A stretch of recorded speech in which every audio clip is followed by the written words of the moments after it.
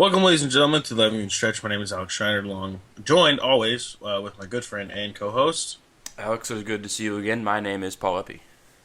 We're going to do the Reds preview for the next after the Cubs next week. So to hit that right off, it is a four-game series. Starts Monday, goes till Thursday.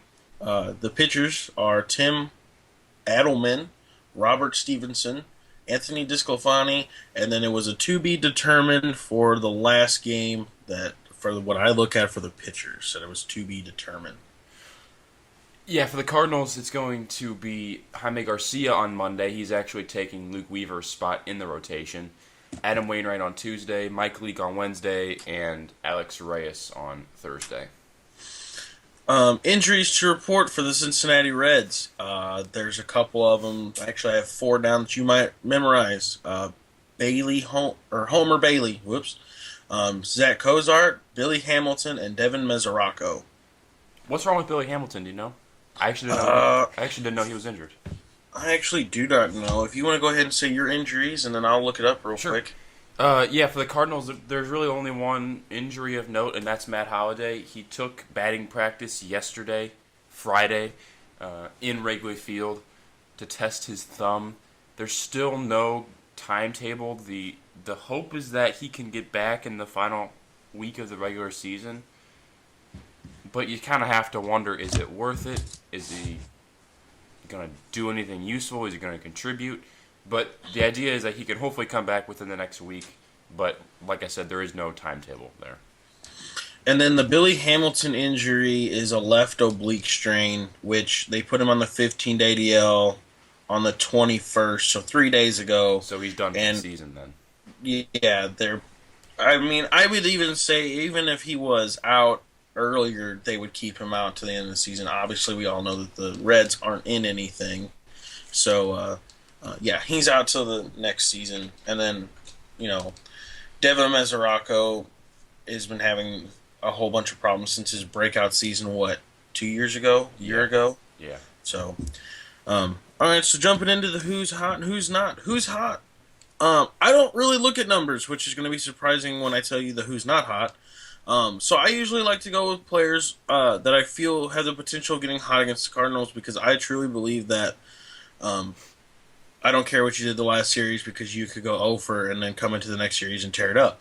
And that one player that everybody should know of on the Reds is Joey Votto. He has the potential to have a great series all the time. So that's the who's hot. And then who's not. Gonna get into some numbers here. Adam Duvall for you have the numbers? Reds. Wow. Yeah. Adam Duvall for the Reds. In his last 30 games, he's 23 for 110. Ooh. But has 31 homers. He's batting on the season, I believe it was 237. Something like that. He's got 122 hits, 31 homers. I mean, let's just put it this way. He's putting up good numbers on a bad team. I mean, good numbers for a bad team, I guess you could say. That's the first time you've rattled off a stat, so I'm proud of you for doing that. I'm going to do the same for the Cardinals. I'm going to rattle off some stats here. Who's hot? I feel like it's Alex Reyes. He's sort of been the stopgap in the rotation the past couple of weeks on the season, combined bullpen and starting, mind you. He has a 1.03 ERA and 40 strikeouts. 40 strikeouts, given how short of a time span he's pitched, is actually pretty impressive. Look for him to continue to be the stopgap in the rotation because the Cardinals need it. Who's not hot? Also in the rotation, Mike Leake.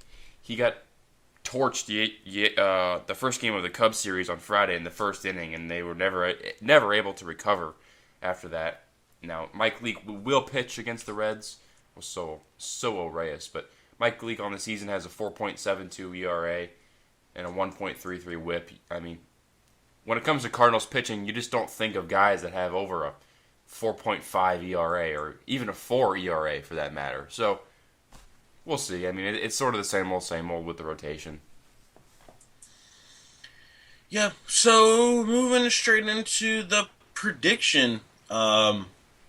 A 4-game series against a team that's not very good, but the one scapegoat for the Reds is they're playing the Cardinals at home, Yeah. and we all know how that has been this season. Um, I'm gonna go. I'm gonna look optimistic here, and I'm gonna go at least a 3-1 series win for the Cardinals. I'm a little tired of being optimistic with the Cardinals at home. I can do it on the road. That's fine because the Cardinals are amazing on the road. But it's the end of September.